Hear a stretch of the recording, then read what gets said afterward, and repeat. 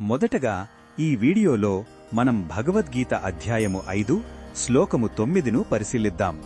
ఇది కర్మ సన్యాస యోగం. గత శ్లోకానికి కొనసాగింపుగా తత్వాన్ని తెలుసుకున్న యోగి శారీరక కర్మలు చేస్తూ కూడా తాను ఏమీ చేయడం లేదని ఎలా భావిస్తాడో శ్రీకృష్ణుడు ఇక్కడ మరింత వివరిస్తున్నాడు. మొదటగా ఈ పవిత్ర శ్లోకాన్ని భక్తితో విందాం.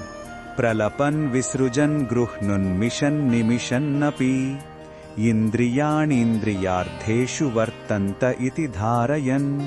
ఈ శ్లోకం అర్థమేమిటంటే శ్రీకృష్ణుడు చెబుతున్నాడు, మాట్లాడటం, వదిలిపెట్టటం, తీసుకోవటం, కళ్ళు తెరవడం, మూయడం వంటి పనులు చేస్తున్నా ఆత్మజ్ఞానం పొందిన వ్యక్తి తను ఏమీ చేయడం లేదని గట్టిగా నమ్ముతాడు.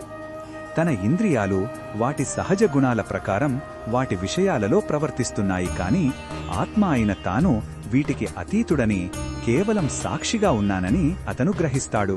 ఈ శ్లోకంలో ఉన్న భావం మనకు ఏమి చెబుతుందంటే, మనలో చాలామంది చేసే ప్రతి పనికి మనమే కర్తలం అని భావిస్తాం.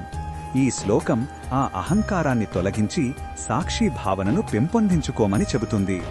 పనులు జరుగుతుంటాయి, కాని వాటికి కర్తను నేను కాదు, నా ఇంద్రియాలు వాటి స్వభావం ప్రకారం పనిచేస్తున్నాయి అనే ఎరుక మనల్ని కర్మబంధాల నుండి దూరంగా ఉంచుతుంది.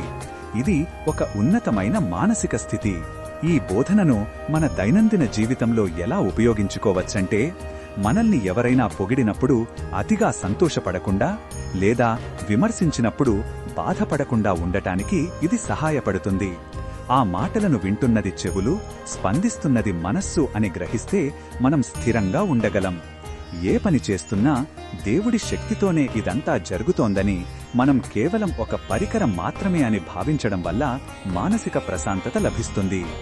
మరిన్ని భగవద్గీత శ్లోకాల అర్థాన్ని తెలుసుకోవాలంటే మా తదుపరి వీడియోలను తప్పకుండా చూడండి.